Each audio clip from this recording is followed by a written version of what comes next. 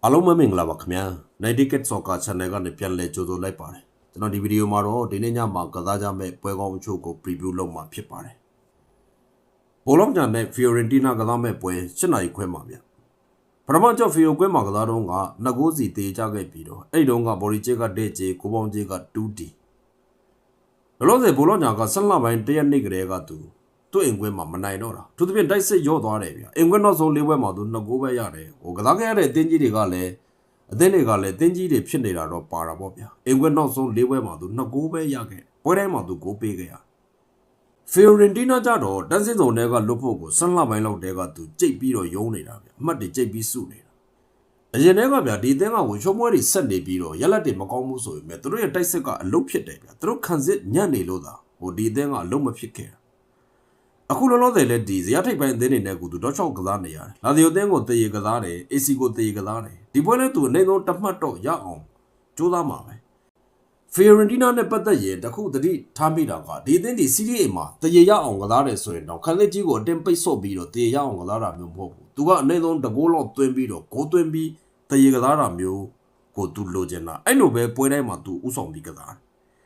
ဒီပွဲစတဲ့ကြီးကတရေနှုတ်80ဂိုးပေါင်းကြီးက2နှုတ်50အခုနေ့လေကြတော့တရေနှုတ်25-30လောက်ဖြစ်လာတယ်ကိုပေါင်းကြီးက380လောက်ဖြစ်လာတယ်ကိုပေါင်းကြီးတော့တိတိတတ်တာလေးတက်လာပြီးတော့ဘော်ဒီကြီးပြုတ်ကျသွားတယ်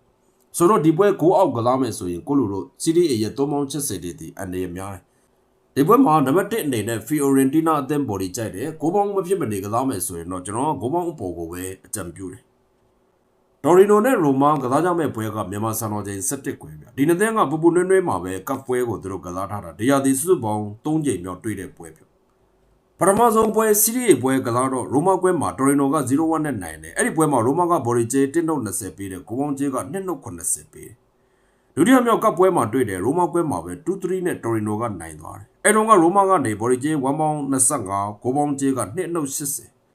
တရားဒီမှာ2ပွဲရင်ဆိုင်ကစားပြီးအဲ့ဒီ2ပွဲလုံးမှာဂိုးရလက်လက်ရှုံးအမှတ်လက်ရှုံးချေလက်ရှုံးခဲ့ဘောလုံးပွဲတွေမှာတရားဒီထဲမှာအသင်း2သင်းဒီအခုလိုပဲခဏခဏတွေ့တယ်ဆိုရင်ဟိုရှုံးပွဲဆက်နေတဲ့အသင်းဟာနောက်ဆုံးအကြိမ်တွေ့တာပဲဖြစ်ဖြစ်နောက်တစ်ကြိမ်တွေ့တာပဲဖြစ်ဖြစ်သူပြန်နိုင်တော့မယ်ဆိုရင်ကြေးတီတိတိတတ်တာခပ်ပြင်းပြင်းလေးပေးလာလေးရှိတယ်အနည်းဆုံးတော့50-60လောက်ပိုတတာလေးဖွင့်လာတတ်တယ်ဒါဆိုရင်အမြဲချုံးနေတဲ့အသင်းကဒီတစ်ကြိမ်တော့နိုင်ပြီလို့ကျွန်တော်တို့မှတ်ယူလို့ရတယ်ဒါပေမဲ့ရိုမာကြတော့ပထမသူ့အိမ်ခွဲမှာပေးတော့က1.20ဒုတိယတစ်ကြိမ်သူ့အိမ်ခွဲမှာထပ်တွေ့တော့1.20အခုဝေးခွဲမှာကတရေနှုတ်80ဆိုတာကတော့ရိုမာဒီတဖြည်းဖြည်းနဲ့သူ့ရဲ့ကြေးကအောက်ကိုရောက်လာတာကိုတွေ့ရတယ်ကျွန်တော်ဒီပွဲမှာလဲ Torino အသင်းရဲ့ body ကြိုက်တယ်ပြီးတော့ဂိုးပေါင်းမှာဂိုးအောက်ကိုလည်းကျွန်တော်ကြိုက်ပါတယ်ဗျ AC Milan နဲ့ Lecce ကစားကြမဲ့ပွဲကမြန်မာစံတော်ချိန်2:15နောက်ကျပွဲဗျပထမကြော့ကစားတော့ကအဝေးပွဲမှာ0-2နဲ့ AC ကနိုင်ခဲ့ပြီးတော့အဲ့တော့က body ကြေး1.20ဝေးခွဲကနေသူပေးခဲ့တယ်ဂိုးပေါင်းကြေးက2.60ပေးခဲ့ပြီးခဲ့တဲ့ပွဲတွေမှာအင်တာမီလန်အသင်းတွေ 1-0 နဲ့နိုင်သွားပြီးဇယားထိပ်မှာပဲဆက်ချနေတယ်နာပိုလီကလည်း 1-0 နဲ့ပဲကပ်ပြီးတော့နိုင်သွားပြီးဆက်ပြီးတော့သူဖိအားပေးနေတယ်ဆိုတော့ဒီနှစ်သင်းရဲ့အစီအနေနဲ့ဆိုဒီပွဲမှာ AC Milan ဟာအနိုင်ရကောင်းရသွားနိုင်တယ်ပြီးတော့ Lecce နဲ့ AC ကလည်းဒီယာဒီမှာစုစုပေါင်းဒီပွဲနဲ့ဆို3ပွဲမြောက်တွေ့တာဗျစီးရီးတစ်ပွဲကစားပြီးကပ်ပွဲကစားပြီးအဲ့ဒီကစားခဲ့တဲ့2ပွဲလုံးမှာလည်း AC Milan အသင်းက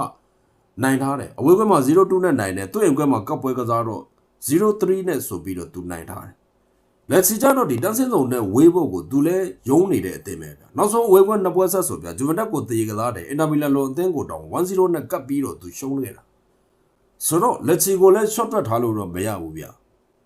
ဒီပွဲဆက်တဲ့ကြေးက AC ကနေ body ကြေး1.90ဂိုးပေါင်းကြေးက3.95မနေ့ကလည်းဒီကြေးပဲအခုပွဲကစားမဲ့နေ့ရောက်လာတဲ့အချိန်ကျတော့ AC body ကြေးဒီ1.95တစ်နှုတ်100လောက်အထိနည်းနည်းလေးရောက်လာတယ်10လောက်ညော့သွားတယ်ဂိုးပေါင်းကြီးက3.80ဂိုးပေါင်းကြီးနည်းနည်းလေးတက်သွားဒီပွဲကလည်းဘောလုံးညာနဲ့ Fiorentina ပွဲလိုပဲဗျဒီနေ့ Serie A ကစားတဲ့ပွဲတွေထဲမှာဂိုးပေါင်းပေါ်မယ်ဆိုရင်အဲ့ဒီဘောလုံးညာကစားတဲ့ပွဲရဲ့အခု AC ကစားတဲ့ပွဲရဲ့ဒီ Serie A ရဲ့3.80တွေဒီဂိုးပေါ်ကောင်းပေါ်သွားနိုင်တယ်ဒီနှစ်ပွဲကိုဂိုးအောက်ကစားမယ်ဆိုရင်ကိုလူတို့အနေရများလိမ့်မယ်လို့ကျွန်တော်ကတော့ယူဆတယ်ဗျဆိုတော့ AC Milan အသင်းတွေလက်ချီနဲ့2ကြိမ်တွေ့ပြီးပထမတစ်ကြိမ်မှာ2ဂိုးပြတ်နိုင်တယ်ဒုတိယတစ်ကြိမ်မှာ3ဂိုးပြတ်သူနိုင်တယ်အဲ့ဒီအသင်းကိုအခုအိမ်ကွဲမှာဗျနှလုံးသွင်းတာနဲ့90ပြည့်မယ်ဆိုတဲ့ကြေးကတော့90ရမယ်အပြည့်ရမယ်ဆိုတဲ့ကြေးကတော့ဘလို့မှအစင်မပြေတဲ့အတွက်ဒီပွဲမှာလက်ချီအသင်းရဲ့ body ကိုကျွန်တော်ကြိုက်တယ်ပြီးတော့လက်ချီတို့ဂိုးရလိမ့်မယ်လို့လည်းကျွန်တော်ယူဆတယ်ဗျ ဒီပွဲမှာ AC Milan နိုင်ရသွားမယ်ဆိုရင်တော့ 2-1 ဆိုတာမျိုးနဲ့ပဲနိုင်မယ်လို့ကျွန်တော်ယူဆတယ် AC 2 ဂိုးသွင်းရင်တော့လက်ချီ2 ဂိုးသွင်းလိမ့်မယ် AC 3 ဂိုးသွင်းရင်လက်ချီ2 ဂိုးလိုက်သွင်းလိမ့်မယ်လို့ကျွန်တော်ယူဆထားတာဖြစ်တဲ့အတွက်ဂိုးပေါင်းကစားတဲ့သူတွေဂိုးပေါင်းအပေါ်ကစားဖို့လည်းကျွန်တော်ကြံပြုတယ်ကျွန်တော်ကတော့လက်ချီအသင်းပေါ်ဒီပူကြိုက်တယ်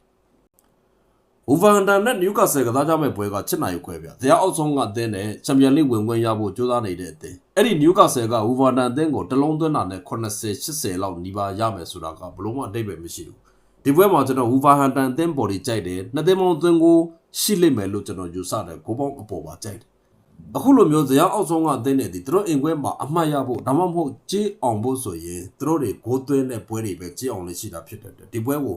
သွင်းကိုများလိမ့်မယ်လို့ကျွန်တော်ယူဆထားတာဖြစ်ပါတယ်နောက် Aston Villa နဲ့ Everton ကစားကြမယ့်ပွဲဒီပွဲကတော့ဘလို့ပဲကြေးပေါက်ပေါက်ကျွန်တော် Aston Villa အသင်းပေါ်ကြီးပဲကျွန်တော်ကြိုက်တယ်ပြီးတော့ဂိုးအောက်ကိုပါကျွန်တော်ကြိုက်ပါတယ်ဗျာဆောင်းဒီလိုက်နားထောင်ပေးကြတဲ့တယောက်ချင်းစီတိုင်းကျေးဇူးအများကြီးတင်ပါတယ်ဗျာမြန်မာပြည်ကြီးအမြန်ဆုံးအေးချမ်းပါစေအာတမတရားလဲမြန်မြန်ကြဆုံးပါစေခင်ဗျာ